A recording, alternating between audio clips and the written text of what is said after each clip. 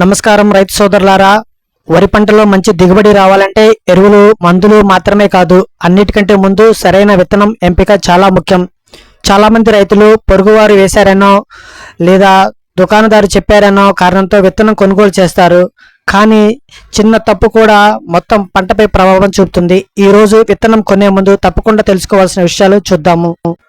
మీ ప్రాంతానికి సరిపోయే రకం ఎంచుకోండి. ప్రతి వరి రకం ప్రతి ప్రాంతంలో ఒకే విధంగా పనిచేయదు. నేల రకం ఎలా ఉంది, నీటి అందుబాటు ఎలా ఉంది, వానకాలమా లేదా యాసంగి కాలమా, మీ ప్రాంతంలో గతంలో ఆ రకం ఫలితాలు ఎలా ఉన్నాయి, ఈ విషయాలు తెలుసుకొని విత్తనం ఎంపిక చేసుకోవాలి. మార్కెట్ డిమాండ్ చూడండి.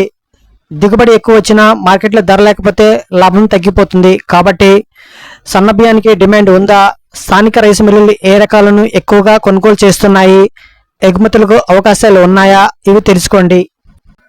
విత్తనం ఎక్కడ కొనాలి?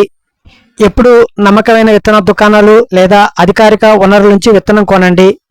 ప్యాకెట్పై రకం పేరు చూడండి. ఉత్పత్తి తేదీ పరిశీలించండి. మొలక శాతం వివరాలను చూడండి. బిల్లు తప్పకుండా తీసుకోండి. విత్తనం నాణ్యత పరీక్ష. విత్తనం వేసే ముందు చిన్న పరీక్ష చేయండి. కొంత విత్తనం తీసుకుని తడిగుడ్లో పెట్టి మొలక పరీక్ష చేయండి. మొలక శాతం తక్కువగా ఉంటే వాడకాన్ని పునరాలోచించండి. కేవలం దిగుబడి చూసి కొనొద్దు. ఈ రకం ఎకరానికి 60-70 బస్తాలు వస్తుంది అని విన్న వెంటనే కొనకండి.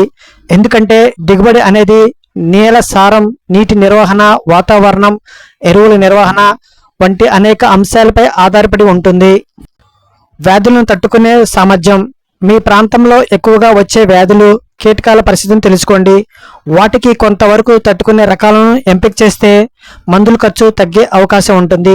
పంట కాలం చూడండి. కొన్ని రకాలు త్వరగా కోతకు వస్తాయి, కొన్ని ఎక్కువ రోజులు పడతాయి.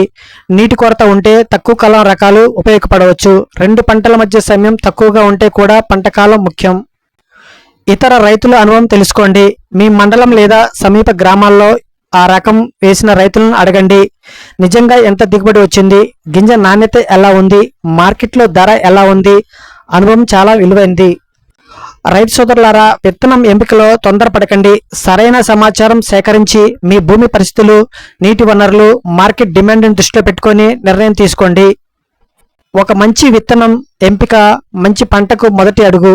ఈ వీడియో మీకు ఉపయోగపడితే లైక్ చేయండి, మీ రైతు స్నేహితులతో షేర్ చేయండి. ఇలాంటి వ్యవసాయ సమాచారం కోసం మా ఛానల్ని సబ్స్క్రైబ్ చేయండి. Thank you for watching. Thank you.